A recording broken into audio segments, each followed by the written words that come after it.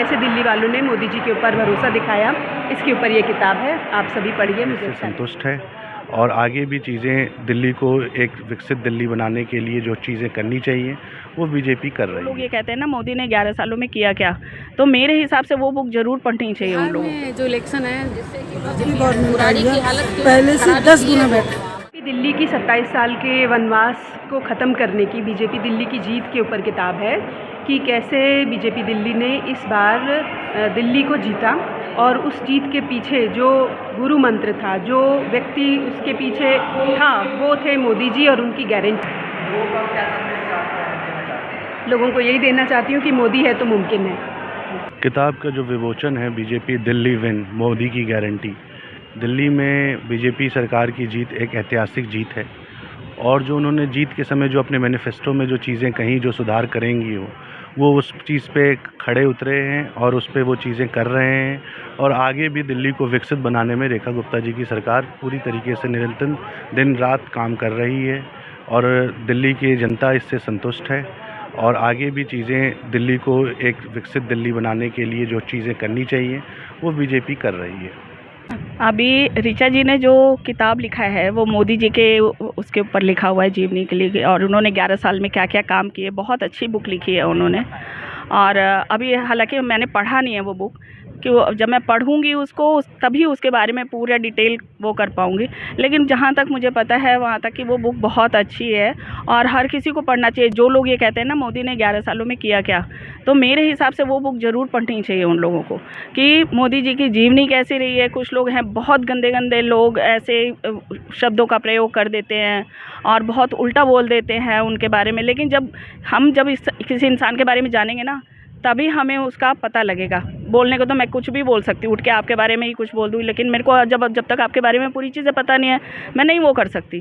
तो ये बुक ऐसी है कि आप इस बुक से सारी चीज़ें पता कर सकते हो, सब कुछ आपको पता होगा प्रत्यक्ष कि क्या जीवन रहा है उनका, क्या उन्होंने जिया, क्या उन्होंने देश के लिए क्या क्या कुर्बानियाँ दी, क्या क्या बलिदान दिए उन्होंने, अपना परिवार उन्होंने छोड़ा इस देश को बचाने के लिए। आज से थोड़ी चल रहे हैं। इंदिरा गांधी ने जब लगाया था, सोचो कैसे छुप छुप के उन्होंने अपनी ज़िंदगी बिताई थी। उस समय कैसे सबको तो जेल में ठूस दिया था आपातकाल में, लेकिन कैसे कैसे उन्होंने अपने आप को बचाया, लोगों को, अपनी टीम के लोगों को वो करने के लिए, है ना।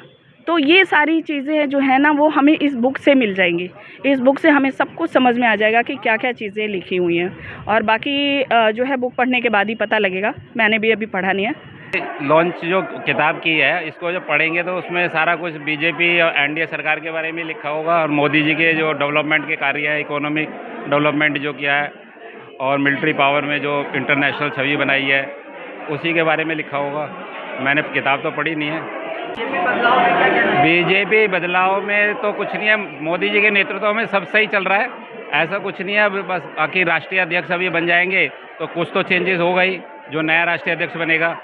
बाकी जो कार्य कर रहे हैं उसमें स्पीडी हो जाएगा थोड़ा, क्योंकि उस थोड़ा सा काम रुका हुआ था अभी, अब थोड़ा और स्पीडी हो जाएगा। तो मेरा नाम अंजलि गुप्ता है, मैं मंडाली मंडल से महामंत्री हूँ। तो ये कहना चाहूँगी मोदी जी ने इतना अच्छा काम किया है, 11 साल में उन्होंने दिल्ली को क्या नहीं दिया है, हर तरह से हर सुविधा दी है। देखो महिलाओं के लिए टॉयलेट दिए हैं और अभी रेखा गुप्ता जी आए, इन्होंने नई बसें दी हैं और बहुत काम किए हैं। अगर कहो तो महिलाओं को के लिए क्या नहीं दिया उन्होंने, बहुत कुछ काम किया है महिलाओं के प्रति, लोन का और जो कारोबार दे दिया है, महिलाएं घर बैठ के अपने कारोबार भी कर सकती हैं। बहुत कुछ काम दिया उन्होंने करने के लिए, महिलाओं को बहुत आगे बढ़ाया है, महिलाओं के लिए कोई कमी नहीं छोड़ी। अभी मैम बिहार में भी इलेक्शन होने वाला है जहाँ पे एनडीए की सरकार है अभी फ़िलहाल में, तो इस पर आप क्या कहना चाहेंगे? बिहार में जो इलेक्शन है बीजेपी आएगी, आप निश्चिंत रहिए।